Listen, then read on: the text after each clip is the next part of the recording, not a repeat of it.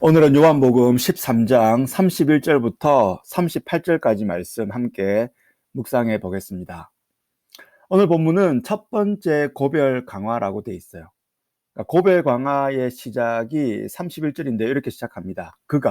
가룟 유다가 나간 후에 고별 강화가 시작돼요. 31절 중반부입니다. 예수께서 남은 제자들에게 말씀하십니다. 지금 인자가 영광을 받았고 하나님도 인자로 말미암아 영광을 받으셨도다. 32절. 만일 하나님이 그로 말미암아 영광을 받으셨으면 하나님도 자기로 말미암아 그에게 영광을 주시리니 곧 주실 것을 말씀해요. 이 31절과 32절 말씀을 통해서 상호 영광 돌림이라는 것이 나옵니다. 그러니까 mutual glorification인데요. 예수님께서 십자가의 죽음으로 하나님께 영광을 돌리시면 하나님께서는 예수님을 살리심으로 부활케 하심으로 예수님께 영광을 돌리신다라는 의미예요. 그러니까 하나님 아버지의 영광과 예수님의 영광이 떨어진 것이 아닙니다. 예수님의 십자가의 죽음을 통해서 하나님께서 영광을 받으셨듯이 하나님께서 예수님을 살리심으로 예수님께서 영광을 받으십니다. 이 첫 고별 강화의 말씀, 새 계명을 주시는데요. 34절입니다. 새 계명을 너희에게 주노니 서로 사랑하라. 내가 너희를 사랑한 같이 너희도 서로 사랑하라. 너희가 서로 사랑하면 이로써 모든 사람이 너희가 내 제자인 줄, 예수님의 제자인 줄 알리라 라고 말씀하세요. 예수님께서 떠나겠다라고 하시면서 주신 첫 번째 권면, 첫 번째 고별 강화의 권면이 뭐냐면 서로 사랑하는 것입니다. 그런데 이것은 이미 구약에 있었던 계명이죠. 그렇다면 왜 이것을 새 계명이라고 하셨을까요? 그것은 바로 새로운 메시아 공동체에 주신 계명이기 때문입니다.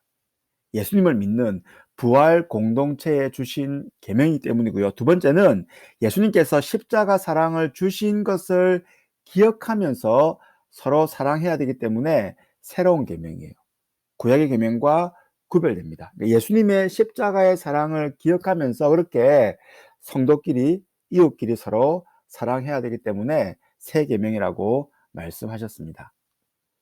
새 계명이 중요한 이유가 뭘까요? 하나님을 사랑하는 만큼 중요한 것이 바로 이웃사랑, 서로를 사랑하는 것입니다. 이런 비유를 할 수 있습니다. 아버지를 사랑한다고 고백하는 자녀들이 있습니다. 정말로 아버지를 사랑해요. 그런데 만약에 그 자녀들끼리 서로 싸운다면 아버지가 어떻게 생각하실까요?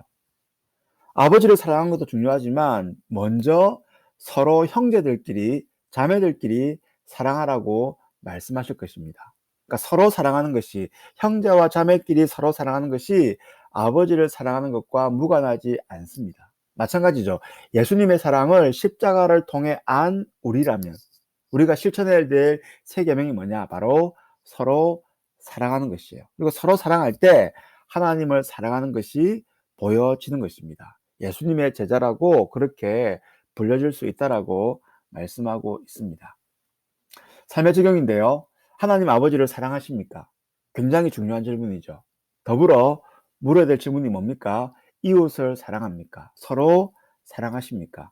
그러니까 예수님의 십자가 사랑을 받은 우리는 예수님이 우리를 사랑한 것처럼 그렇게 서로 사랑해야 됩니다.